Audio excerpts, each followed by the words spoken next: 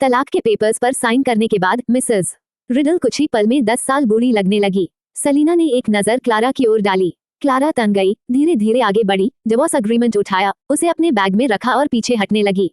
जब तक दरवाजे तक नहीं पहुंची वह लगातार पीछे हटती रही। उसका चेहरा बिल्कुल सफेद पड़ चुका था। सलीना ने उसकी छोटी हरकतों पर ध्यान नहीं दिया। उसके हल्के चेहरे पर फीकी मुस्कान उभरी। मॉली, मुझे तुमसे एक और बात कहनी है। मॉली यानी मिसेस रिडल का असली नाम। अब जब वह एल्बर्टो से तलाक ले चुकी थी, सलीना उसे मिसेस रिडल नहीं कह सकती थी। मिसेस रिडल कांपते हुए सिर उठाती है, उसकी आंखों में डर और भीख दोनों हैं। वह सलीना को देखती है, वही लड़की जिसे कभी उसने तुच्छ समझकर अपमानित किया था, अब उसी के सामने घुटनों पर गिरी हुई रहम की भीख मांग रही थी। काश उसने पहले ही उस बच्ची के साथ अच्छा व्यवहार किया होता, कम से कम उसे इतना दर्द तो न देती। पर अब पछताने से क्या फायदा। उस परिवार ने सलीना पर जो अत्याचार किए थे उनकी कोई हद नहीं थी। अब उसके पास सिर्फ अफसोस बचा था। सलीना ने ठंडी निश्चल नजरों से उसे देखा, होठों पर हल्की मुस्कान आई और उसने सबसे निर्दयी सच्चाई कही। क्लारा प्रेग्नेंट है। मिसेस रिडल के चेहरे पर अचानक जमी ठिठुरन देखकर क्लारा के दिल में सर्द लहर दौड़ गई। वह डरकर सलीना के पीछे छिप गई। कुछ पल के लिए हवा भी थम गई। फिर सलीना ने हंसते हुए कहा, मिस्टर रिडल के बच्चे की रिपोर्ट आ चुकी है, लड़का है, 3 महीने का। आंसू और खून से लथपथ मिसेस रिडल का चेहरा पहले हैरान हुआ, फिर अविश्वास में बदल गया, फिर भयानक डर में और अंत में दानवी मरोड़ में विकृत हो गया। वह पागलपन में चीख उठी और क्लारा के हल्के उभरे पेट की ओर झपटी। उसकी आंखों में ऐसा उन्माद था मानो वह क्लारा को फाड़ डालना चाहती हो। क्लारा कांपते हुए सलीना के पीछे छिप गई। मिसेस रिडल की वह निगाह वो कभी भूल नहीं पाएगी। सलीना वाकई निर्दयी थी। उसने जो कहा वही किया। मिसेस रिडल को दर्द और पछतावे में तड़पने के लिए छोड़ दिया। तलाक के पेपर्स पर साइन करके उसने खुलेआम क्लारा के बेटे के लिए अपनी जगह छोड़ दी थी। अब क्लारा का बेटा आने वाला था। लिया अब एल्बर्टो की अकेली संतान नहीं रही। पहले लिया ने उसका चेयरमैन पद भी छीन लिया था, जिससे एल्बर्टो उससे नाराज था। वो हमेशा से बेटे की चाह रखता था और क्लारा का बेटा उसकी आखिरी उम्मीद था। अब उसकी सारी दौलत, उसकी विरासत सब उसी बेटे की होगी। एल्बर्टो न सिर्फ लिया से नफरत करने लगा, बल्कि उसे अपने बेटे की राह का कांटा समझने लगा। लिया अब त्यागी जाएगी अपने ही पिता की आंखों में बोझ बनकर। उसे कुछ नहीं मिलेगा और ये सब उसी कागज की वजह से हुआ जिस पर अभी अभी मिसेस रिडल ने साइन किया था, जिसने लिया का भविष्य हमेशा के लिए दफना दिया। मिसेस रिडल के लिए अब बस दर्द, नफरत और पछतावा बचा था। सलीना ने सच में उसे पागलपन की हद तक पहुंचा दिया था। मिसेस रिडल का चेहरा विकृत हो गया। वह बेकाबू होकर उग्र हो उठी। दोनों जेल प्रहरी मिलकर भी उसे मुश्किल से रोक पाए। किसी को चोट पहुंचने के बाद उसे ग्लास दूर के पीछे बंद करना पड़ा। वह अंदर से चीख रही थी, नफरत और असहायता से भरी हुई। उसकी लाल आंखें सलीना और क्लारा के पेट पर जमी रहीं, चेहरा नफरत से टेढ़ा हो चुका था। सलीना ने उसकी ओर हल्की मुस्कान डाली, फिर धीरे धीरे दरवाजे की ओर बढ़ी। पीछे से मिसेस रिडल की पागल चीख गूंजी, सलीना, तुमने जैसे अपनी बहन और पिता के साथ किया, तुम्हारा अंत बहुत भयानक होगा। भयानक अंत। सलीना मुस्कुराई। उसकी कोमल आंखों में ठंडक की एक झलक आई। वो बहुत से लोगों को देख चुकी थी जिनका अंत बुरा ही हुआ। कुछ दुश्मन थे, कुछ दोस्त भी। वो बचपन से एक बात समझ गई थी, जो मारता है वह एक दिन खुद भी मरता है। उसकी जिंदगी एक युद्ध भूमि थी। जब उसने कदम रखा, उसी दिन तय कर लिया, मरना भी पड़े तो रणभूमि पर ही मरेगी। देश और फर्ज के लिए यही एक योद्धा का सबसे सुंदर अंत होता है। तो अगर उसका भाग्य बुरा है तो उसे कोई फर्क नहीं पड़ता। तभी कुछ कदम चलते ही सलीना को पीछे से एक जाना पहचाना एहसास घेरता है। वह मुड़ी, सामने ओस्वाल्डो था, उसके गहरे नर्म आंखों वाला सुंदर चेहरा। सलीना मुस्कुराई, क्या संयोग है, मैंने भी अभी अपना काम खत्म किया। ओस्वाल्डो ने उसे गर्म मिल्क टी दी। उसके ठंडे हाथों को महसूस कर उसने उन्हें अपने हाथों में थाम लिया। फिर उसने कांच के उस पार खड़ी मिसेस रिडल की ओर ठंडी निगाह डाली। सलीना के गाल पर हल्का चुंबन देते हुए बोला, सलीना, तुम बिल्कुल सही हो, गलती उन्हीं की थी। मिसेस रिडल ने ओस्वाल्डो की नजरें देखी, जैसे किसी ने उसका गला दबा दिया हो। उसका चेहरा सफेद पड़ गया, मुंह खुला रह गया, आंखों में दहशत थी। उस आदमी की नजरों में इंसानियत का कोई निशान नहीं था, बस ठंडी निर्दय नफरत। उस निगाह में मिसेस रिडल ने खुद का खूनी निर्जीव प्रतिबिंब देखा। पर सलीना को गले लगाते हुए ओस्वाल्डो का भाव मृदु था, जैसे वह अपने पूरे संसार को थामे हो। सलीना के पास ऐसा व्यक्ति था जो उसे देखता था, उससे प्रेम करता था। लिया कभी उससे बराबरी नहीं कर सकती थी। मिसेस रिडल पूरी तरह टूट चुकी थी। सलीना ने ओस्वाल्डो की भावहीन आंखों की ओर देखा और समझ गई। उसने मिसेस रिडल का श्राप सुन लिया था। वह शांत स्वर में बोली, जब मेरी माँ मरी थी, मैं रो रही थी और वे तीनों हंस रहे थे। अब मेरी बारी है उन्हें रोते देखने की। ओस्वाल्डो की पलकों ने ठंडेपन को ढक लिया। अगर ये फैसला उसका होता तो वो लोग अब तक जिंदा न होते। सलीना पर किसी का श्राप असर नहीं कर सकता। उसने सलीना को अपनी बाहों में कसकर थामा। मिसेस रिडल की ओर देखते हुए ठंडी आवाज में बोला, तुम जिंदा रहोगी और सबसे ज्यादा तड़पोगी, मरेंगे तो सिर्फ वो। मिसेस रिडल डर से कांपने लगी। अब उसमें सलीना को कोसने की भी हिम्मत नहीं बची। उसने चेहरा ढांक लिया और जमीन पर गिर पड़ी। सलीना ने आखिरी बार उसकी ओर देखा, फिर ऑस्वाल्डो का हाथ थामा और बाहर निकल गई। जब सलीना जेल के गेट से बाहर निकली और धूप उसके चेहरे पर पड़ी, उसने उस आदमी का नाम पुकारा, ऑस्वाल्डो। ऑस्वाल्डो ने उसकी खूबसूरत शक्ल की ओर देखा और नर्म आवाज में पूछा, क्या हुआ? सलीना की आंखों में हल्की झिझक थी। उसने धीरे से कहा, मुझे याद आया, हम कभी डेट पर नहीं गए। भले ही हमारी शादी असली नहीं है, पर मैंने सुना है कि एक उम्र के बाद हर लड़की को एक बार डेट पर जरूर जाना चाहिए ताकि जिंदगी में कोई पछतावा न रहे। क्या तुम मेरे साथ डेट पर चलोगे? ऑस्वाल्डो ने उसके ठंडे गाल पर एक हल्का किस दिया। उसे महसूस हुआ कि सलीना को लेडी नवेयर की याद आ गई है, इसलिए उसकी भावनाएं असामान्य हो गईं। उसके दिल में एक हल्की बेचैनी और दर्द उठा। क्योंकि सलीना असली सलीना नहीं थी, तो वह लेडी नवेयर के लिए दुखी क्यों हो रही थी? वो मन ही मन सोचने लगा, उसकी पत्नी सच में बहुत दयालु है। उसने अपनी उलझी भावनाओं को दबाया, उसके माथे पर कोमल चुंबन रखते हुए झुककर कहा, ऑफ कोर्स, वो उसे हर वह चीज देगा जो वह चाहेगी। सलीना की भौहें खुशी से उठी। उसने ऑस्वाल्डो की गर्दन में बाहें डाल ली। मुझे नहीं पता डेट पर क्या करना होता है, तुम्हें पता है? ऑस्वाल्डो ने हल्के से कहा, लूक जानता होगा, इतनी सारी टैब्लॉइड खबरों में उसका नाम आता है, तो उसे तो जरूर एक्सपीरियंस होगा। सलीना ने अपनी बड़ी बड़ी आंखें झपकाईं। क्या मैं उसे कॉल कर लून पूछने के लिए? वास्तव में इस नोबल आदमी के लिए यह आसान नहीं था। उसने कभी किसी के साथ रिलेशनशिप नहीं रखा था और यह उसकी पहली डेट थी अपनी पत्नी के साथ। उसे सलाह लेने के लिए अपने दोस्त को कॉल करना पड़ेगा, थोड़ा शर्मनाक था, लेकिन अपनी वाइफ को सबसे अच्छा अनुभव देने के लिए वह अपनी प्रतिष्ठा की परवाह नहीं कर रहा था। ऑस्वाल्डो ने सलीना को अपने करीब रखते हुए शांत स्वर में कहा, मैं उसे बाद में कॉल कर लूंगा, पहले बताओ तुम कहाँ जाना चाहती हो? सलीना ने कुछ पल सोचा और मुस्कुराकर कहा, चलो मूवी देखते हैं। योजक चिन्ह योजक चिन्ह योजक चिन्ह। उधर लिया को अभी तक रिडल परिवार की उथल पुथल की कोई खबर नहीं थी। रेचल लव इन सिटी की शूटिंग में शामिल हो गई थी और एक फिल्म एम्परर को भी साथ लाई थी। इससे लिया की पहले वाली उदासी गायब हो गई और वह फिर से सक्रिय हो उठी। वॉल्सन परिवार, जो पहले लिया से नाराज था, अब पूरी उत्सुकता से स्क्रिप्ट की तैयारी में लग गया। लिया ने वाइन ग्लास उठाए और रेचल की तरफ मुस्कुराकर कहा, रेचल, मुझे यह मौका देने के लिए शुक्रिया। निश्चिंत रहो, जब तक तुम क्रिफिया में हो, मैं तुम्हारा पूरा ख्याल रखूंगी।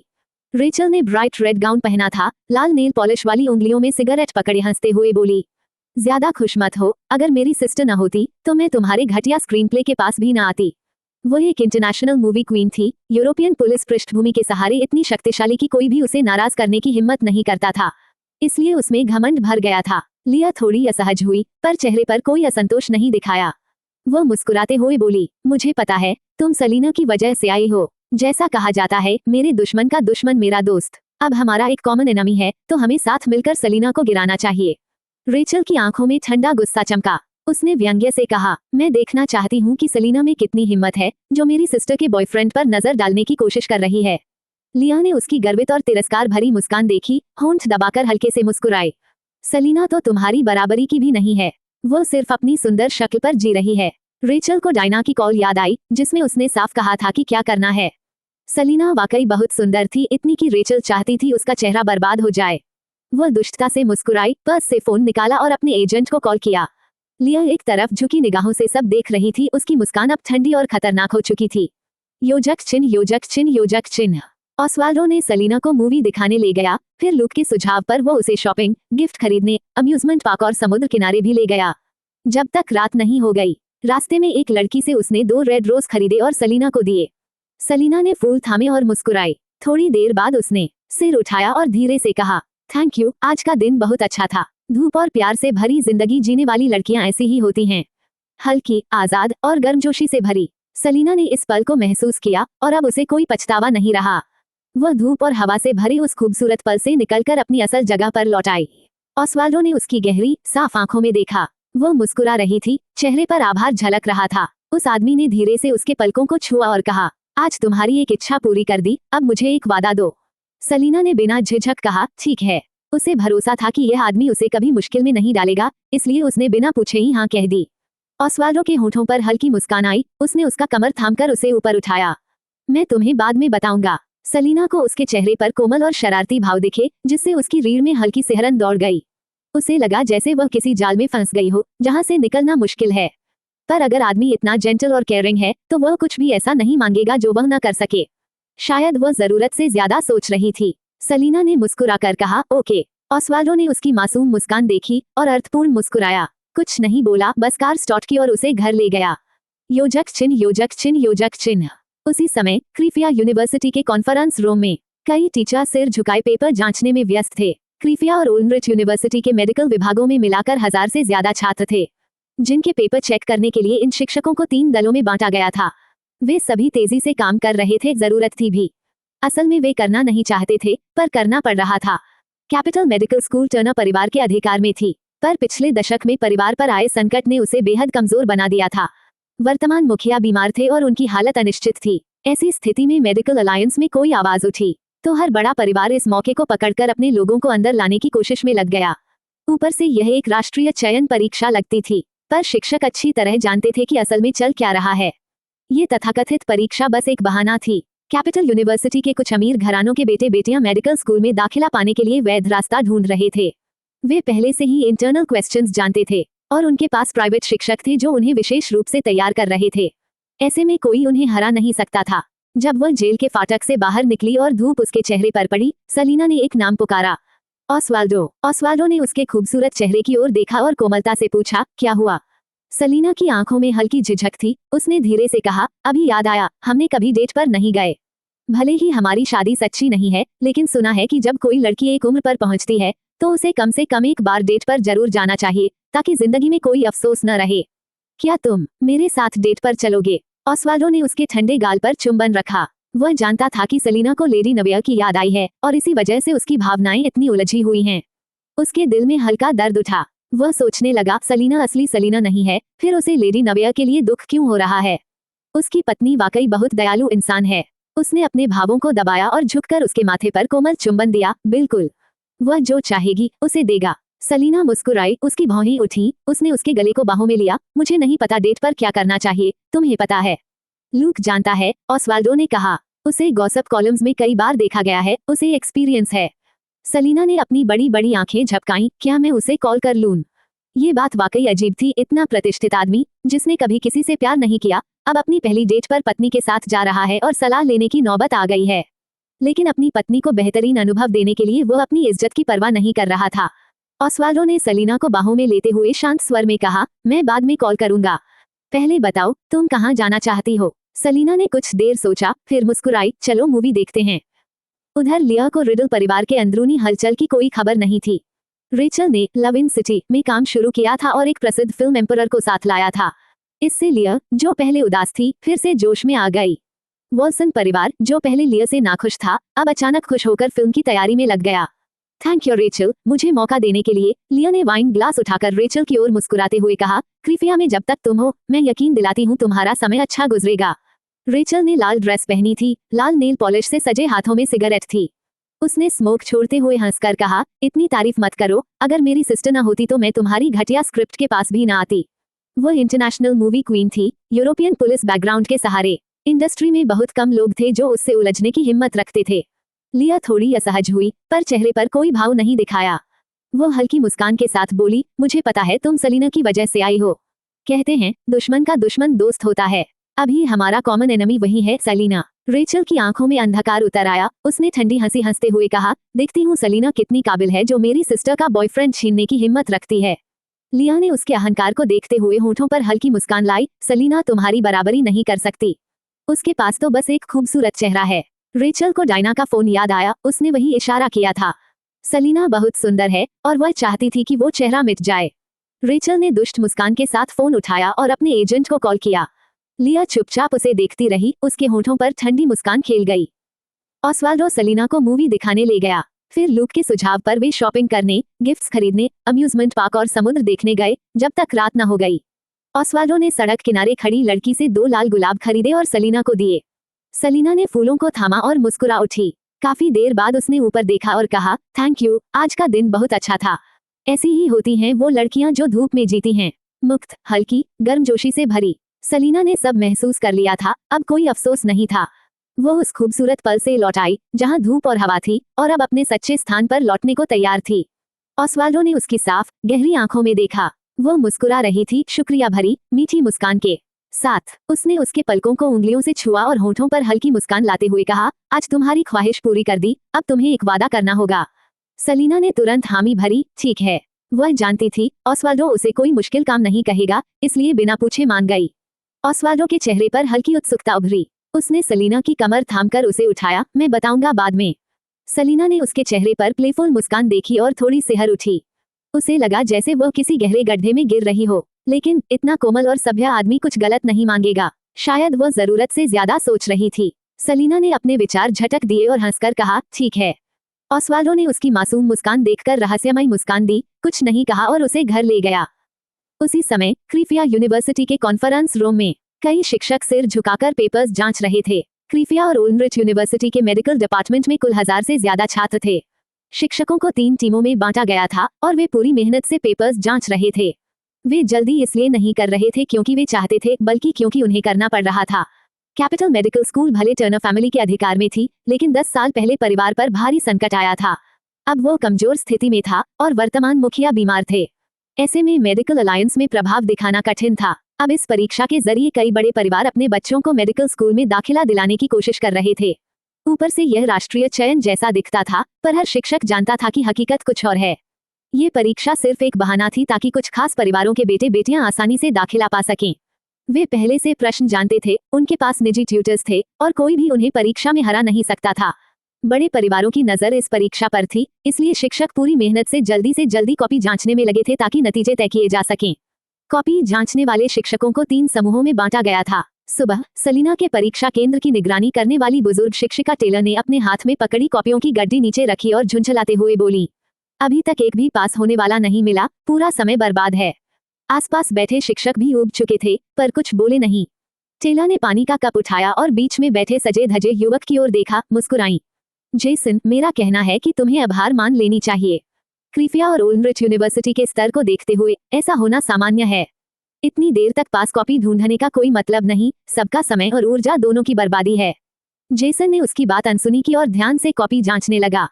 मेडिकल कॉलेज अब टर्नर परिवार का आखिरी किला था। मेडिकल अलायंस के भीतर कुछ लोग प्रतिभा चयन के नाम पर यह परीक्षा जबरदस्ती आयोजित करवा चुके थे।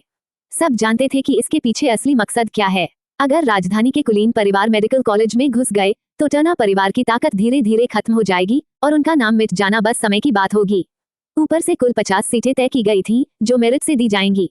सबको पता था कि ज्यादातर सीटें राजधानी के उम्मीदवारों को मिलेंगी और उनमें से भी ज्यादा हिस्सा भ्रष्ट परिवारों के बच्चों का होगा। इसलिए जेसन जैसे शिक्षक हार मानने को तैयार नहीं थे, भले सिर्फ एक छात्र ही क्यों न हो जो बाहर से चुना जाए तो भी उम्मीद बाकी रहेगी। टेलर ने उसकी चुप्पी देखकर हल्की ठंडी हंसी हंसी और बात बंद कर दी। अब कुछ ही कॉपियां बची थीं और 1 घंटे में परिणाम तय हो जाना था। क्रीफिया यूनिवर्सिटी की स्थिति ऐसी थी, बाकी शहरों की भी वैसे ही होने की संभावना थी। जल्द ही वे रिपोर्ट करके नतीजे भेज देंगे क्योंकि आउटकम में कोई सस्पेंस नहीं था। टेलर ने आराम से पानी पिया, बाकी शिक्षक भी कलम रखकर आराम से बैठ गए। सलीना के परीक्षा केंद्र की निगरानी करने वाले शिक्षकों में एक न्यूट्रल ग्रुप भी था। इस समूह के 2 युवा शिक्षक भी कॉपी जांच रहे थे और वे बाकी 2 समूहों के बीच की खींचतान से बेखबर थे। खिड़की के बाहर आसमान अंधेरा हो चुका था। घड़ी ने रात के 9 बजाए। क्रीफिया और उल्मरिच यूनिवर्सिटी की कॉपियां पहाड़ सी जमा हो गई थीं। 1000 से अधिक छात्रों में से मुश्किल से कुछ ही पास हुए थे और 90 से ऊपर अंक पाने वाला तो कोई नहीं था। थोड़ी देर बाद लगभग सारी कॉपियां जांच ली गईं और सभी शिक्षक थोड़ी राहत लेने के लिए खड़े हुए। सिर्फ जेसन के हाथ में एक गड्डी बची थी। उसने सिर झुकाकर ध्यान से जांचना शुरू किया और पहली कॉपी में 0 अंक। जेसन तक हैरान रह गया। बाकी शिक्षकों ने गहरी सांस ली। सबको पता था कि अगर पहली कॉपी में 0 है तो बाकी कॉपियां भी वैसे ही होंगी। सबसे अच्छा स्कोर भी शायद सिंगल डिजिट में ही रहेगा। ऐसा लग रहा था कि क्रीफिया यूनिवर्सिटी के लिए अब कुछ नहीं हो सकता। न्यूट्रल शिक्षक भी उदास हो गए। कभी टर्नर परिवार राजधानी के सबसे प्रतिष्ठित परिवारों में था, कौन सोच सकता था कि वो आज इतनी गिरावट में पहुंच जाएगा। कुछ शिक्षकों ने मुंह फेर लिया। टेलर ने 0 अंक देखकर मुस्कुराई, अब काफी है, सोचा और फोन निकालकर क्लासरूम से बाहर चली गई किसी को कॉल करने। क्रीफिया यूनिवर्सिटी की शिक्षा का स्तर, खासकर मेडिकल फील्ड में, हमेशा ऊंचा रहा है। जेसन के मन में अब भी थोड़ी उम्मीद थी। अगर एक भी छात्र पास हो जाए तो भी यह एक जीत होगी। लेकिन अब तक एक भी 80 अंक वाली कॉपी नहीं दिखी थी। लाल स्याही से बने उस बड़े शून्य को देखते हुए जेसन के चेहरे पर निराशा और गुस्सा झलक गया।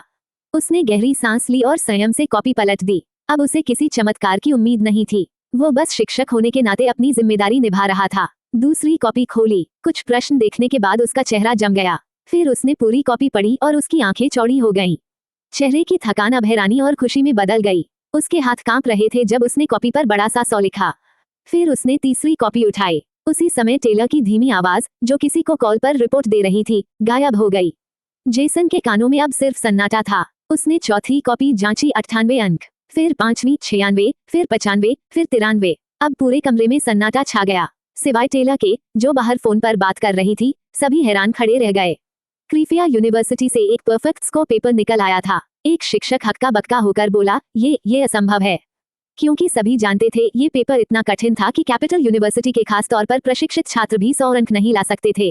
फिर क्रीफिया यूनिवर्सिटी में ये कैसे संभव हुआ? जेसन ने शांत स्वर में कहा, क्यों असंभव है? क्या तुमने इस परीक्षा में किसी छात्र को चीटिंग करते देखा, या क्या उनके पास पहले से आंसर्स थे? वह शिक्षक चुप रह गया। बाहर वालों के लिए ये परीक्षा शायद बस दूसरी मॉक एग्जाम जैसी लगी हो, पर इन शिक्षकों को इसकी असली अहमियत पता थी, इसलिए जांच प्रणाली बेहद सख्त थी। अगर किसी परीक्षा कक्ष में सभी छात्रों ने 90 से ज्यादा अंक लिए हों और किसी को पता भी न चला कि चीटिंग हुई है, तो जरूर कुछ गड़बड़ है। फिर भी यह सोचना मुश्किल था कि किसी को पहले से आंसर्स मिल गए हों। जब राजधानी के अमीर घरानों के बच्चे भी उत्तर नहीं पा सकते, तो क्रीफिया यूनिवर्सिटी के छात्र कैसे पा सकते हैं? इसका बस एक ही मतलब था, इस परीक्षा कक्ष के छात्रों ने अपनी मेहनत और बुद्धि से इतने ऊंचे अंक हासिल किए हैं। नहीं, एक और बात थी। एक छात्र ने 0 पाया था, बाकी सभी के 90 से ऊपर अंक थे।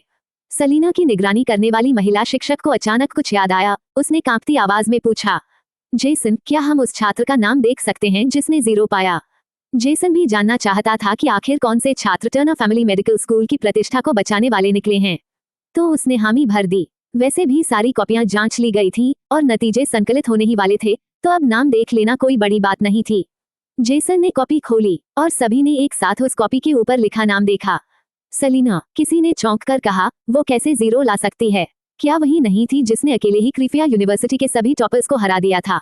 ये सुनते ही कमरे में सन्नाटा छा गया। सबकी निगाहें उस बोलने वाले व्यक्ति पर टिक गईं। क्या वाकई उसने क्रीफिया यूनिवर्सिटी के सभी शीर्ष छात्रों को हरा दिया था? हाँ, महिला शिक्षक ने सिर हिलाया। ये बात इंटरनेट पर खूब फैली थी।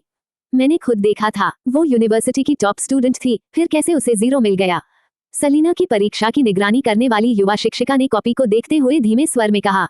उसने परीक्षा की कॉपी जल्दी जमा कर दी थी। जेसन ने उसकी ओर देखा। ग्रेस, क्या हुआ था? ग्रेस ने अफसोस भरे स्वर में कहा, आज परीक्षा कक्ष में मैं, टेलर और फे निगरानी में थे। वहाँ क्रीफिया और ओल्ड्रिच यूनिवर्सिटी के सबसे मेधावी छात्र थे। जब हम अंदर गए तो उनकी आत्मविश्वासी आभा देखकर अंदाजा हो गया था कि वे प्रतिभाशाली हैं। दुर्भाग्य से सलीना का पैर चोटिल था और दर्द बढ़ गया, इसलिए उसने परीक्षा शुरू होने के कुछ देर बाद ही छुट्टी ले ली।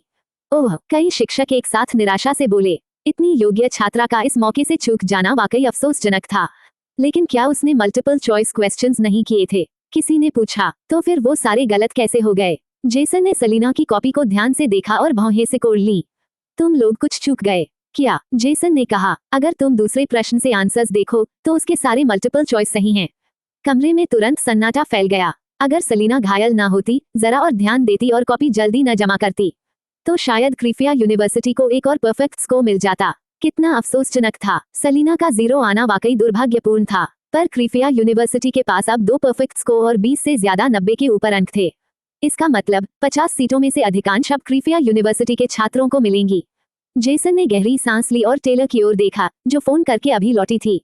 चलो, अब अंक जोड़ना शुरू करो, नतीजे सुबह घोषित होंगे।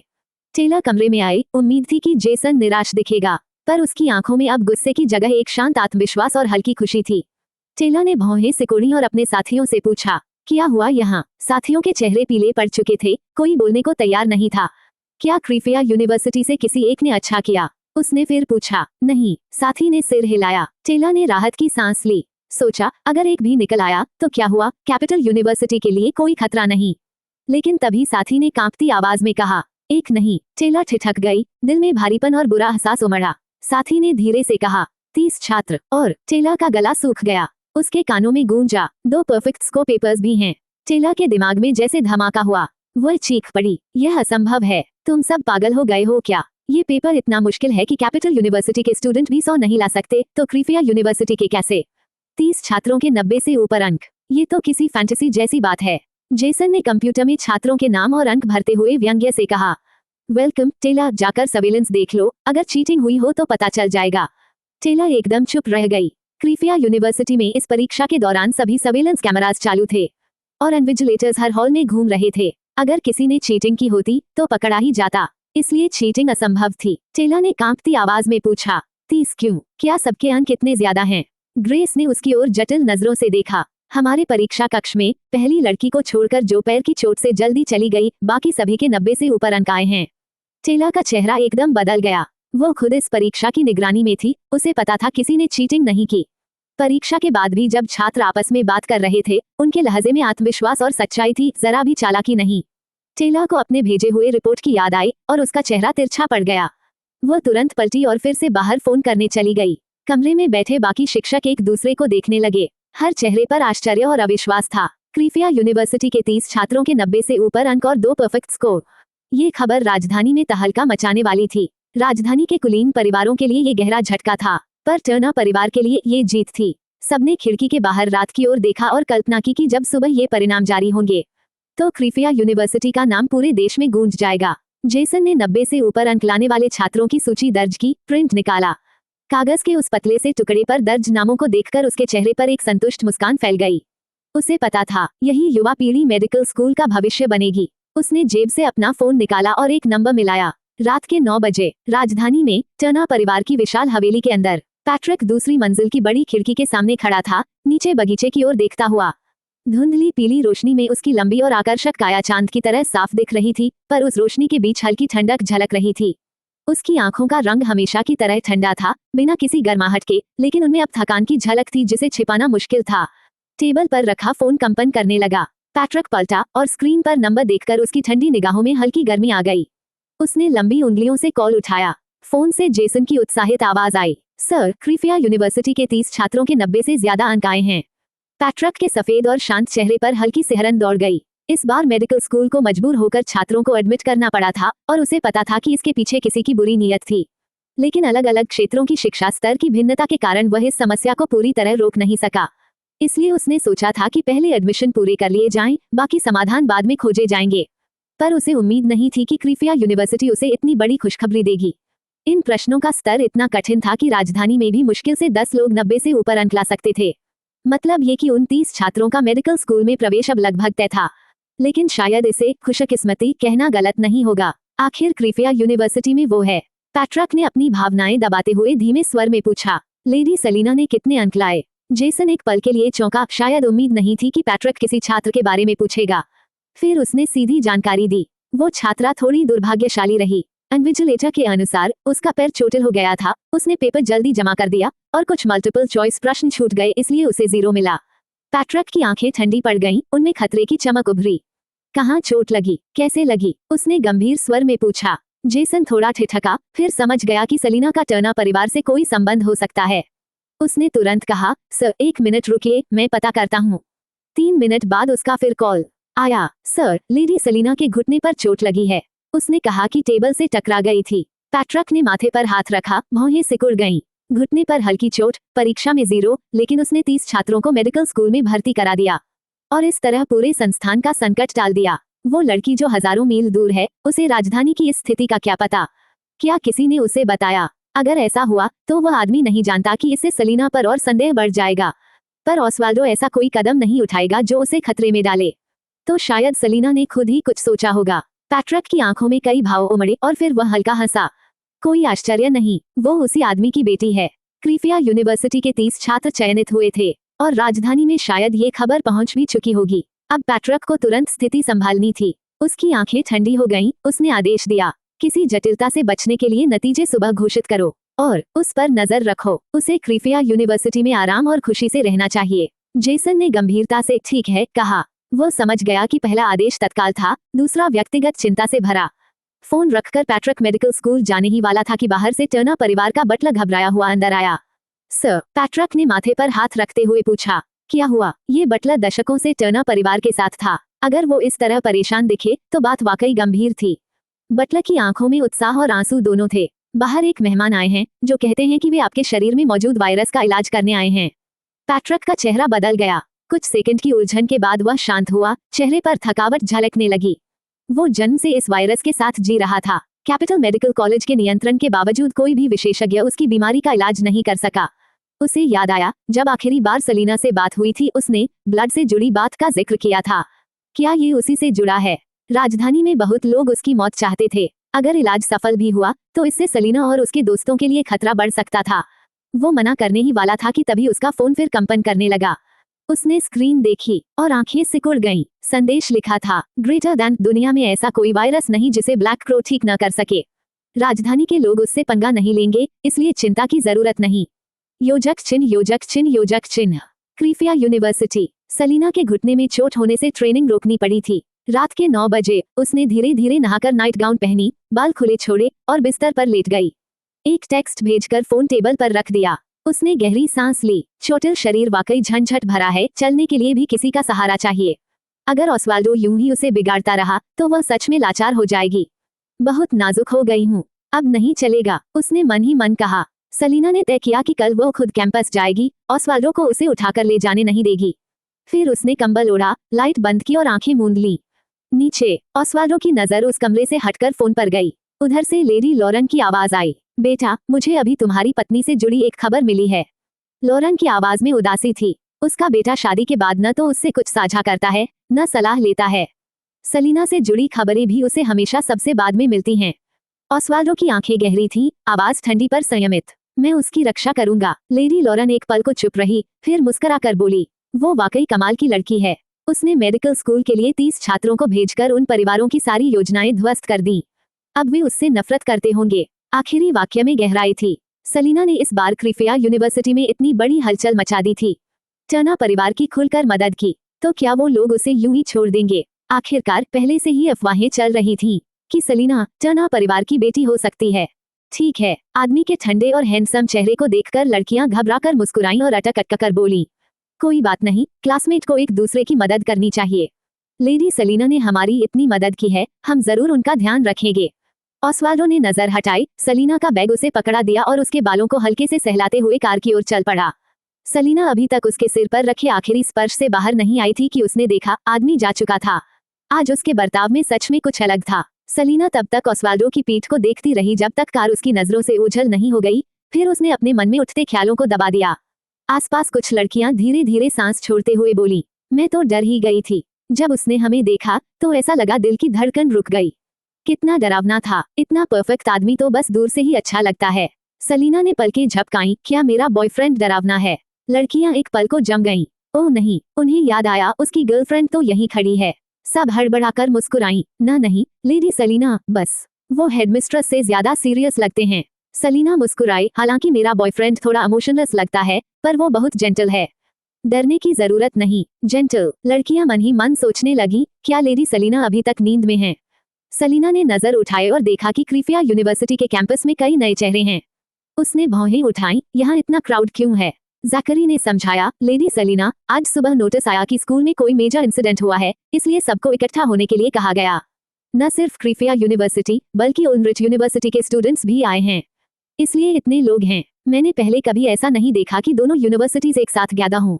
क्रीफिया और ओल्ड्रिच के बीच बस एक सड़क है, फिर भी इस तरह का सीरियस गैदरिंग पहले कभी नहीं हुआ। सलीना ने हल्की हैरानी से मुस्कुराकर पूछा, तो बताओ, सेकंड मॉक एग्जाम कैसा गया? बात करते हुए उसकी नजर अनजाने में जैकरी पर पड़ी। जैकरी ऐसे खड़ा था जैसे कोई छोटा बच्चा टीचर के सामने रिपोर्ट दे रहा हो। एग्जाम के बाद मैंने एडवर्ड से आंसर्स मैच किए थे। कुछ छोटी डिटेल्स को छोड़कर हमारे जवाब एक जैसे थे। शायद मेरा एग्जाम अच्छा गया होगा। वो हल्के से हंसा और सलीना से बोला, लेडी सलीना, अगर समा आपसे ऐसा कुछ करे तो आप बिना झिझक जवाब देना। सलीना मुस्कुराए और बाकी छात्रों की ओर देखा, और तुम सब? जमाइमा मुस्कुराई, लेडी सलीना, मेरा पेपर भी अच्छा गया। सवाल उतने मुश्किल नहीं थे जितने आपने दिए थे। मुझे पूरा भरोसा है कि 90 से ऊपर आएंगे। बाकी सबने भी अपने अंदाजे बताए। सलीना ने पहले जो एग्जाम पेपर दिया था, उसने सबकी मेहनत की असली परीक्षा ले ली थी। पिछले कुछ हफ्तों से सब देर रात तक पढ़ रहे थे, एक दूसरे के साथ नोट्स और स्ट्रैटेजीज शेयर कर रहे थे ताकि ओल्ड्रिच यूनिवर्सिटी के प्रोफेसर्स के सामने शर्मिंदा न होना पड़े। और सच कहें तो दूसरा कारण ये भी था कि सलीना की पर्सनालिटी में ऐसा प्रभाव था कि सब उसे नाराज करने से डरते थे, क्योंकि सबने देखा था कि लिया और इज़ाबेल के साथ क्या हुआ था। इसलिए चैलेंज और डर दोनों के बीच ये टॉप स्टूडेंट्स पूरी लगन से पढ़ाई में डूब गए थे। अब सेकंड मॉक एग्जाम के नतीजों को लेकर सबका कॉन्फिडेंस काफी ऊंचा था। क्रीफिया के स्टूडेंट्स ने इतना अच्छा परफॉर्म किया था कि मानो ओल्ड्रिच के स्टूडेंट्स भी कमाल करेंगे। सलीना के चेहरे पर गर्व भरी मुस्कान आई। अगर सब तैयार हैं तो चलो निकलते हैं। इतना कहकर वो सबसे पहले कदम बढ़ाते हुए स्कूल के अंदर की ओर चली। वो हल्के से लड़खड़ाई तो कुछ लड़कियां तुरंत दौड़कर उसे संभालने लगी बिना कुछ पूछे। लड़के सलीना के पीछे पीछे चल रहे थे, थोड़ा उलझन में। प्रेपरेशन डिपार्चर, क्या प्लेग्राउंड पर मीट करना है। मीटिंग टाइम 8 बजे था, अभी 7:50 हो रहे थे। लेकिन सलीना के इंजर्ड लेग की वजह से सब उसकी रफ्तार के साथ चल रहे थे। तभी समा और उसकी लैब ग्रुप वहां पहुंची। उसने सलीना की इनोसेंट एक्ट जैसी शक्ल देखी और आंखों में तिरस्कार भर आया। वो होंठ दबाकर बोली, स्कूल ने 8 बजे तक गैदर करने को कहा है। अब 10 मिनट भी नहीं बचे और तुम लोग यहाँ यूं घूम रहे हो। ज़करी का चेहरा सख्त हो गया। वो कुछ कहने ही वाला था कि सलीना को संभाल रही लड़कियां एक साथ बोल पड़ी। हमें लेडी सलीना के साथ रहना अच्छा लगता है, तुम्हें क्या दिक्कत है। हमने तुम्हारा खाना नहीं खाया, न तुम्हारे खेत जोते हैं। तुम इतनी हुकूमत क्यों कर रही हो। समा, थोड़ा अपने शब्दों पर ध्यान दो। तुम बस एक ग्रेजुएट स्टूडेंट हो, किसी ने तुम पर एहसान नहीं लिया। ये मत सोचो कि सबको तुम्हारी सुननी चाहिए, वो बहुत बदसूरत लगता है। हम तुम्हें सीनियर इसलिए कहते हैं क्योंकि हमें मैनर्स पता है, इसका मतलब ये नहीं कि तुम किसी से ऊपर हो। और लेडी सलीना का अपमान करने की तुम्हारी हिम्मत कैसे हुई। कैंपस में गॉसिप की कमी नहीं होती, खासकर लड़कियों के बीच। समा और सलीना के बीच का कॉन्फ्लिक्ट अब सबको पता था। ज़करी या सलीना ने कभी कुछ कहा नहीं, लेकिन रूमर्स फैल चुके थे। ज़करी ने एक बार कहा था कि अगर एग्जाम में किसी ने खराब प्रदर्शन किया तो लेडी सलीना पर आरोप लगेगा और वो करने की हिम्मत सिर्फ समा में है। अब जब सबको यकीन था कि उन्होंने अच्छा किया है और क्रीफिया की इज्जत रखी है, तो वो चुप रहने वाले नहीं थे। सलीना के होठों पर हल्की मुस्कान आई। ज़करी ने सोचा, जब बात लड़ाई की आती है तो लड़कियां वाकई कमाल करती हैं। बाकी लड़के हैरानी से ये सब देख रहे थे। समा ने बस एक वाक्य कहा था और लड़कियों ने उसे ऐसे घेर लिया कि उसका चेहरा गुस्से से सफेद पड़ गया। उसे पूरा भरोसा था कि ये सब सलीना की साजिश है, वही लड़कियों को भड़का रही है ताकि उसकी छवि खराब हो। वो गुस्से में सलीना की ओर मुड़ी। सलीना, तुमने सबको मेरे बारे में क्या बताया। सलीना ने एक नजर डाली और शांत स्वर में कहा, माफ करना, पर तुम मेरे मुंह से अपना नाम सुनने के लायक नहीं हो। अर्थ ये था कि एक आम इंसान होने के नाते वह सलीना के ध्यान देने लायक भी नहीं है। समा ने उसे घूरते हुए गुस्से में कहा, अगर तुमने झगड़ा शुरू न किया होता तो कोई मुझे बदनाम क्यों करता। तुम वही दोहरे चेहरे वाली औरत हो जो सिंपैथी दिखाने का नाटक सबसे अच्छा करती है ना। ये बातें सुनते ही न सिर्फ सलीना के समर्थक हंस पड़े, बल्कि समा के पीछे खड़े कुछ ग्रेजुएट स्टूडेंट्स के चेहरे भी बिगड़ गए। जैक ने समा का हाथ पकड़कर धीरे से चेताया, अब बस भी करो। समा ने उसका हाथ झटक दिया और थोड़ी ऊंची करके सलीना की ओर देखा, क्या मैंने गलत कहा। पहले ये सभी हमारे साथ कैसे बर्ताव करते थे और अब कौन विश्वास करेगा कि इसका उससे कोई लेना देना नहीं है। जैक ने उसे असहाय नजरों से देखा। सलीना ने नीचे झुककर अपने घुटने की पट्टी ठीक की और कुछ पल सोची, अब पहले परफॉर्मेंस की जगह ढूंढे या मीटिंग पॉइंट पर जाए। आखिर 8 बजने में कुछ ही मिनट बचे हैं।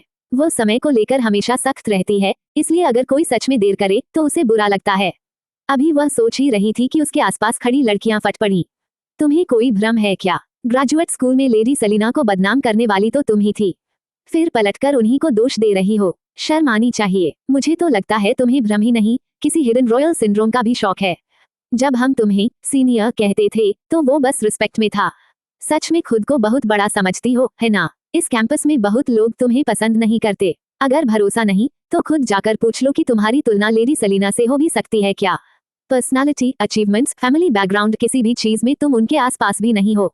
लड़ाई की गर्मी बढ़ती गई। पीछे खड़े लड़के पसीना पोंछते हुए हैरान खड़े थे। क्या आजकल की लड़कियां इतनी जबरदस्त होती हैं। समा का चेहरा गुस्से से लाल और पीला पड़ गया। उसे सलीना और ज्यादा नापसंद आने लगी। फिर उसने खुद को संभालते हुए तिरछी मुस्कान दी और ताने से बोली, सही कहा तुमने, मुझ जैसी के साथ बहस करने का कोई मतलब नहीं। आखिर मैं तो वो हूँ जो स्टेज पर खड़ी होती है और तुम नीचे खड़े होकर सिर्फ देख सकती हो। उसने अपने हाथ में पकड़ा अवार्ड सर्टिफिकेट दिखाया। मैंने ग्रेजुएट स्टूडेंट्स की टीम लीड करके नेशनल चैलेंज कप में 3rd प्राइज जीता है। आज की गैदरिंग में मैं अट्रैक्शन हूँ और तुम बस नीचे से देख सकती हो। ये कहकर उसने सिर ऊंचा किया और प्लेग्राउंड की ओर चल दी। ग्रेजुएट स्टूडेंट्स ने सलीना को हल्की सी माफी भरी नजरों से देखा और उसके पीछे हो लिए। आखिर वे एक ही टीम का हिस्सा थे। ये सम्मान राष्ट्रीय स्तर का था और जो भी वजह हो, यहाँ मौजूद हर किसी का नाम इससे जुड़ा था। सलीना के साथ खड़ी सोफोमोर्स का मूड थोड़ा बदल गया। उन्होंने समा की पीठ पीछे मिडिल फिंगर दिखाए और सलीना से धीरे धीरे कहा, लेडी सलीना, उदास मत होइए। जब आप ग्रेजुएट स्कूल में जाएंगी तो 1st प्राइज जीतेंगी और उसे मात दे देंगी। सही कहा। समा को तो कोई दिक्कत है, आप उससे तुलना भी क्यों करें। जब वो सोफोमोर थी तब भी आपसे अच्छी नहीं थी। लेडी सलीना, हमें आप पर भरोसा है। आप उस दिमागी परेशान औरत को ऐसा जवाब देंगी कि वो दोबारा बोलने की हिम्मत न करे। लड़के हैरान थे, एक पल में ये सब इतनी तेजी से बहस करती हैं और अगले ही पल इतनी नर्म। सच में महिलाएं रहस्यमय होती हैं। ज़ाकरी ने धीरे से याद दिलाया, असेंबली का वक्त हो गया है। अगर अब नहीं चले तो सच में देर हो जाएगी। सलीना ने हल्की शरारती मुस्कान दी, चेहरे पर हल्का सा आत्मविश्वास झलकता था। अब और इंतजार की जरूरत नहीं, चलो अपनी टेरिटरी वापस लेने का वक्त आ गया है। इतना कहकर वह धीरे धीरे प्लेग्राउंड की ओर चल पड़ी और पीछे खड़े प्रतिभाशाली छात्र छात्राएं उसे देखते रह गए। योजक चिन्ह, योजक चिन्ह, योजक चिन्ह। उसी समय मंच पर क्रीफिया यूनिवर्सिटी और ओल्मरिच यूनिवर्सिटी के प्रेसिडेंट्स अपने हल्के गंजे सिर खुजला रहे थे और बीच बीच में छात्रों की भीड़ की ओर देख रहे थे। कृपया घूमना बंद करोगे, चक्कर आ रहा है। मुझे मत दोष दो, तुम भी तो घूम रहे हो। उनकी बेचैनी समझी जा सकती थी। आधी रात या सुबह इतनी बड़ी सभा बुलाना आम बात नहीं थी, खासतौर पर जब 80% कारण दूसरे मॉक एग्जाम के स्कोर से जुड़ा हो। क्रीफिया यूनिवर्सिटी के प्रेसिडेंट ने चारों ओर देखा और धीरे से ओल्मरिच यूनिवर्सिटी के प्रेसिडेंट की बांह खींची। क्या तुमने उन बच्चों से पूछा कि एग्जाम कैसा गया? ओल्मरिच यूनिवर्सिटी के प्रेसिडेंट ने धीमी आवाज में कहा। हाँ, पूछा था, और मुस्कुराते हुए इशारा किया, परिणाम अच्छे हैं। क्रीफिया यूनिवर्सिटी के प्रेसिडेंट भी हंसे, मैंने भी वही सुना, और उंगलियों से पक्का का इशारा किया। ये सुनकर ओल्मरिच यूनिवर्सिटी के प्रेसिडेंट को थोड़ी जलन हुई। उन्हें तो एक ही टॉपर मिला था और क्रीफिया को 3। क्रीफिया के प्रेसिडेंट ने थोड़ी देर सोचा और कहा, फिर भी कुछ तो गड़बड़ लग रही है। 3 टॉप स्टूडेंट्स होना बड़ी बात है, पर इतना बड़ा हंगामा क्यों? दोनों यूनिवर्सिटीज के सभी छात्रों का एक साथ एकत्र होना वाकई कुछ अलग और रहस्यमय लग रहा था। प्रिंसिपल मैकडॉनल्ड ने भी सिर हिलाया, मुझे नहीं लगता कि ये कोई बुरी बात है। इस बार का एग्जाम बहुत कठिन था और जो स्टूडेंट स्टैंड आउट हुए हैं वे कैपिटल के टॉप रैंकर्स से भी दुर्लभ हैं। क्रीफिया से 3 ऐसे स्टूडेंट्स निकलना गर्व की बात है। प्रिंसिपल चाउ ने ये सुनकर हंसते हुए सहमति जताई। तभी जेसन पास आया, चश्मा ठीक करते हुए बोला, प्रिंसिपल मैकडॉनल्ड, प्रिंसिपल चाउ, क्या सभी छात्र आ चुके हैं? प्रिंसिपल चाउ ने क्राउड की ओर देखा। उसकी नजर क्लास 20 पर पड़ी, क्योंकि सलीना सबसे अलग दिख रही थी। वो हल्का सा भान सिकोड़ते हुए बोला, कुछ स्टूडेंट्स अभी तक नहीं पहुंचे। सिर्फ क्रीफिया से नहीं, ओल्मरिच से भी। उसने चारों ओर नजर डाली और प्रिंसिपल मैकडॉनल्ड की बांह हल्के से ठोकी। क्या उन ओल्मरिच वाले किड्स भी नहीं आए? अजीब है, वो तो हमेशा समय पर आते हैं। प्रिंसिपल मैकडॉनल्ड ने चारों ओर नजर दौड़ाई, लेकिन वे परिचित चेहरे दिखाई नहीं दिए। उन्होंने तुरंत कहा, मैं उन शरारती बच्चों को कॉल करता हूँ। उन्होंने फोन मिलाया और प्रिंसिपल चाउ ने घड़ी देखी। 8 बजने में अब सिर्फ आधा मिनट बाकी था। उनका दिल घबराने लगा। अगर इतने महत्वपूर्ण मौके पर वे बच्चे देर कर गए तो मेडिकल स्कूल के लोगों पर बुरा प्रभाव पड़ेगा और बाद में कैपिटल में उन्हें परेशानी हो सकती है। जेसन कुछ पल रुका, फिर हंस पड़ा। जिस छात्र का नाम दो प्रिंसिपल्स याद रखें, वो जरूर एग्जाम हॉल का कोई ब्रिलियंट स्टूडेंट होगा। उसने कहा, चिंता मत कीजिए, अगर कोई जरूरी बात है तो थोड़ा इंतजार कर लेते हैं, कोई बात नहीं। दोनों प्रिंसिपल्स, ये कैसा खास व्यवहार है? क्या सच में इतना महत्व है? कुछ ही सेकंड बाद प्रिंसिपल चाउ ने देखा कि सलीना और उसके साथ ज़ाकरी सहित कुछ छात्र प्लेग्राउंड के किनारे पर दिखाई दिए। वो मुस्कुराते हुए बोले, आ गए। ओह, सलीना को चोट कैसे लगी? उन्होंने पास खड़े स्टूडेंट काउंसिल सदस्यों को आवाज लगाई। बिली, सलीना के पैर में चोट है, उसके लिए एक कुर्सी ले आओ ताकि वह साइड में बैठ सके, लाइन में वापस न जाए। आखिरकार उसे बाद में फिर से मंच पर बुलाया जाना है, तो उसे तकलीफ क्यों देना? बिली तुरंत कुर्सी लेने चला गया। प्रिंसिपल चाउ की आवाज इतनी ऊंची थी कि मंच पर बैठे सभी लोग सुन सकते थे। सबकी नजरें उसकी ओर घूम गईं। सलीना, वही स्टूडेंट जिसने एग्जाम में 0 स्कोर किया था। जेसन कुछ क्षणों के लिए चुप रह गया, फिर उसने अपनी आंखें सिकोड़कर उस दिशा में देखा जहां क्रीफिया यूनिवर्सिटी के प्रिंसिपल ने इशारा किया था, और सभी एक साथ स्तब्ध रह गए। सिर्फ 19 साल की एक लड़की, बेहद सुंदर चेहरा, कोमल और शांत व्यक्तित्व, जिसके आसपास जोश से भरे युवा लड़के लड़कियां खड़े थे। कोई भी देख सकता था कि वह उस समूह का केंद्र बिंदु है, मानो चमकता सितारा जिसके चारों ओर सब घूम रहे हों। लेकिन अफसोस, कई न्यूट्रल टीचर्स के दिल में एक अजीब सी कसक उठी। जेसन को पैट्रिक की बातें याद आई। उसने सलीना को गौर से देखा। उसकी आंखों में आत्मविश्वास और शरारती चमक थी, मुस्कुराहट में गरिमा और गर्व था। जेसन के मन में एक हल्की सी खेद की भावना उभरी। उसकी नजर सलीना के पीछे खड़े छात्रों पर पड़ी, फिर उसने दोनों प्रिंसिपल से कहा, इन छात्रों को साइड में खड़ा रहने दीजिए। अब 8 बज चुके हैं, हम शुरू कर सकते हैं। दोनों प्रिंसिपल्स ने एक दूसरे की ओर देखा और उनके दिलों में अचानक बेचैनी उठी। प्रिंसिपल चाउ ने माथे का पसीना पोंछा और जोर से कहा, ज़ाकरी, सबके साथ वहीं खड़े रहो। अब 8 बज चुके हैं, इधर उधर मत घूमना। ज़ाकरी ने तुरंत जवाब दिया, जी प्रिंसिपल। वो और बाकी टॉपर्स थोड़े उलझन में थे, लेकिन फिर भी आज्ञाकारी रूप से खड़े हो गए। ग्रेजुएट स्टूडेंट्स की लाइन में खड़ी समा ने ये सब देखकर होंठ भींच लिए। कई टीचर्स की नजरें अब एक साथ ज़ाकरी पर टिक गईं। टेलर और उसके साथी गंभीर चेहरे लिए खड़े थे। न्यूट्रल टीचर्स शांत भाव से देख रहे थे, जबकि कुछ प्रोफेसर्स के चेहरों पर हल्की मुस्कान थी। ज़ाकरी को ये सब अजीब लगा। उसने अपने भाई से फुसफुसाया, भाई क्यों लगता है ये सारे टीचर्स मुझे ऐसे देख रहे हैं जैसे मुझे खा जाएंगे। बिली ने भान सिकोड़ते हुए कहा, रुको देखते हैं क्या होता है। सलीना आगे बैठी मुस्कराई, दोनों सीनियर्स को चिंता करने की जरूरत नहीं, शायद ये किसी अच्छी बात का संकेत है। उसकी बात सुनकर ज़ैकरी को सुकून मिला। उसने सीना सीधा कर लिया, चेहरे पर गर्व भरी मुस्कान थी, मानो कह रहा हो, देखो जितना देखना है, मुझे फर्क नहीं पड़ता। क्रीफिया यूनिवर्सिटी के प्रेसिडेंट ने ये देखकर सिर हल्का महसूस किया। इतने सारे टीचर्स की दिलचस्पी सलीना और ज़ैकरी में साफ था, दोनों स्टूडेंट्स पढ़ाई में भी असाधारण हैं। प्रिंसिपल मैकडॉनल्ड ने उसके मुस्कुराते चेहरे को देखा और अपना सिर खुजाया, मन में चिंता बढ़ी। अगर समय सही होता तो वह भी एल्विस को बुलाकर स्थिति समझने की कोशिश करता। अब क्रीफिया यूनिवर्सिटी के 2 स्टूडेंट्स कंफर्म थे, लेकिन ओल्मरिच यूनिवर्सिटी का एक भी नाम नहीं आया था। जेसन पोडियम पर पहुंचा, माइक्रोफोन हाथ में लेकर गंभीर आवाज में बोला, आप सबका अध्ययन समय बाधित करने के लिए क्षमा चाहता हूं, लेकिन हमें यहीं पर एक बहुत महत्वपूर्ण घोषणा करनी है। समा की मुठियां कस गईं। उसके दिमाग में यही चल रहा था कि हाल में कोई बड़ी बात तो नहीं हुई, सिवाय इसके कि उन्होंने चैलेंज कप में 3rd प्राइज जीता था। तो यह महत्वपूर्ण घोषणा जरूर उनसे जुड़ी होगी। उसने सलीना की ओर देखा और ये देखकर मन में जलन उठी कि दोनों प्रिंसिपल्स खड़े थे, जबकि सलीना गर्व से बैठी थी।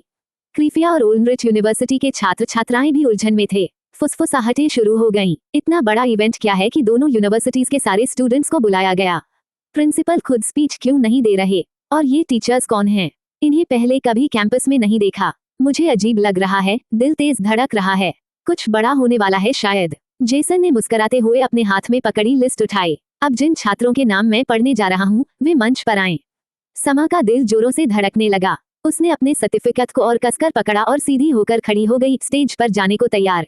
उसकी टीम के चेहरे पर भी तनाव झलक रहा था। जेसन ने लिस्ट पर नजर डाली और पहला नाम पढ़ा, Edward, class 1, year 2, medical department, Olmrich university, कृपया मंच पर आएं।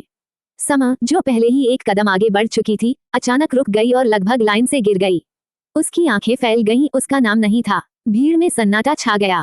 सभी की नजरें अब सलीना की दिशा में घूम गईं। एडवर्ड का नाम सुनते ही ओल्मरिच यूनिवर्सिटी के प्रिंसिपल की आंखों में खुशी के आंसू आ गए। क्रीफिया के प्रिंसिपल भी मुस्कुराए। आखिर इस समय दोनों यूनिवर्सिटीज के स्टूडेंट्स एक दूसरे का सम्मान बढ़ा रहे थे। एडवर्ड, जो पीछे आराम से खड़ा था, अचानक अपना नाम सुनकर चौंक गया। प्रिंसिपल ने गुस्से में कहा, बेवकूफ, वहीं खड़े क्या देख रहे हो, मंच पर आओ। एडवर्ड ने प्रिंसिपल के बदले हुए चेहरे को देखा, कुछ समझ नहीं आया, लेकिन वह पोडियम की ओर चल पड़ा। एडवर्ड के मंच पर पहुंचने के बाद जेसन ने अगला नाम पढ़ा, Zachary, sophomore, class 1, medical department, Crefia university, मंच पर आएं। ज़ैकरी हैरान रह गया, ये क्या हो रहा है? उसने सहज रूप से अपने भाई की ओर देखा, उलझन भरी निगाहों से। बिली ने क्रीफिया यूनिवर्सिटी के प्रेसिडेंट के चमकते चेहरे को देखा और कुछ समझते हुए ज़ैकरी से कहा, प्रेसिडेंट खुद यहाँ हैं, कोई तुम्हें धोखा नहीं देगा, आगे बढ़ो। ज़ैकरी थोड़ा उलझन में था, पर सबकी निगाहों के बीच आगे बढ़ा और एडवर्ड के बगल में जाकर खड़ा हो गया। क्रीफिया यूनिवर्सिटी और ओल्मरिच यूनिवर्सिटी दोनों के प्रेसिडेंट्स ने एक साथ राहत की सांस ली। अब अगला नाम तो तय था, सलीना। बस सलीना का नाम आते ही क्रीफिया यूनिवर्सिटी इस साल सुर्खियों में आ जाती। दोनों प्रिंसिपल्स अपने ख्यालों में खोए थे कि तभी जेसन की आवाज गूंजी, क्रीफिया यूनिवर्सिटी, मेडिकल डिपार्टमेंट, क्लास 2 और 3, ईयर 2 की स्टूडेंट जमाइमा, कृपया मंच पर आएं। दोनों प्रिंसिपल्स ने चौंककर आंखें फैला दी। क्या सलीना नहीं? जमाइमा खुद भी हैरान थी। जब उसने अपना नाम सुना तो और भी उलझन में पड़ गई। उसने पास बैठी सलीना की तरफ देखा। लेडी सलीना। सलीना ने उसका हाथ थपथपाया, जाओ। देवी समान सलीना से प्रोत्साहन मिलते ही जमाइमा मुस्कुराते हुए मंच पर चली गई। जेसन ने तीनों स्टूडेंट्स की तरफ देखकर हल्की मुस्कान दी और फिर बोला, Olmrich university, medical department, class 5, year 2, Hudson, मंच पर आएं। दोनों प्रिंसिपल्स ने एक दूसरे की तरफ देखा, दोनों के चेहरों पर एक ही सा हक्का बक्का भाव था। पहले 3 नाम सुनकर अब छात्रों को कोई झिझक नहीं थी। जिसे बुलाया गया वो बस मंच पर चला गया। जेसन नाम पढ़ता गया, 5वां, 6ठा, 10वां। अब क्रीफिया और ओल्मरिच यूनिवर्सिटी के प्रेसिडेंट्स के चेहरे की खुशी फीकी पड़ चुकी थी। जब 15वां नाम आया तो दोनों जैसे सुन्न पड़ गए। क्रीफिया यूनिवर्सिटी के प्रेसिडेंट ने बुदबुदाया, ये कुछ ठीक नहीं लग रहा, इतने नामों में सलीना का नाम अभी तक क्यों नहीं आया? ओल्मरिच यूनिवर्सिटी के प्रेसिडेंट ने थोड़ी देर रुककर कहा, आमतौर पर सबसे बेहतरीन प्रदर्शन करने वालों का नाम आखिर में लिया जाता है। ये बात सुनकर क्रीफिया के प्रेसिडेंट ने राहत की सांस ली। उन्होंने मंच पर खड़े स्टूडेंट्स को देखकर कहा, अब समझ आया कि इतनी तैयारी क्यों की गई, ये तो सच में एक प्लेजेंट सरप्राइज है। ओल्मरिच के प्रेसिडेंट ने जोड़ा, क्रीफिया यूनिवर्सिटी के पास 16 नाम हैं, तो कैपिटल यूनिवर्सिटी का प्रदर्शन और बेहतर होना चाहिए। पर तभी जेसन ने नाम पढ़ना जारी रखा, 20, 25। अब दोनों प्रिंसिपल्स के चेहरे पर हैरानी उभर आई। 30 नाम तक पहुंचते पहुंचते उनके दिल जोर जोर से धड़कने लगे। ये क्या, 3 की जगह 30। जब जेसन आखिरकार रुका, दोनों ने राहत की सांस ली। कुल 50 सीटों में से क्रीफिया यूनिवर्सिटी के 30 नाम, ये किसी चमत्कार से कम नहीं था। क्रीफिया के प्रेसिडेंट ने सांस संभालते हुए सलीना की ओर देखा, पर वहां सिर्फ बिली बैठा था, जिसने उसके लिए कुर्सी लाई थी। प्रेसिडेंट ने भौहें सिकोड़ कर कहा, कुछ गड़बड़ है, सलीना का नाम सूची में क्यों नहीं है? ओल्मरिट के प्रेसिडेंट ने भी हैरानी से देखा। सलीना के शांत चेहरे पर हल्की मुस्कान थी। वो मंच पर खड़े 30 छात्रों को ऐसे देख रही थी जैसे किसी अच्छे प्रशिक्षित दल को देख रही हो। ओल्मरिट के प्रेसिडेंट ने उस विचित्र भावना को झटकते हुए कहा, ये तो गलत है, सलीना का नाम ना होना संभव ही नहीं। दोनों जानते थे, क्रीफिया यूनिवर्सिटी में और कोई असफल हो सकता है, पर सलीना कभी नहीं। मंच पर खड़े सभी 30 छात्र उसी के द्वारा प्रशिक्षित थे। उसने जो प्रश्न तैयार किए थे, वो दूसरे मॉक एग्जाम से भी कठिन थे। अगर ये सब पास हुए हैं, तो सलीना का ना होना असंभव है।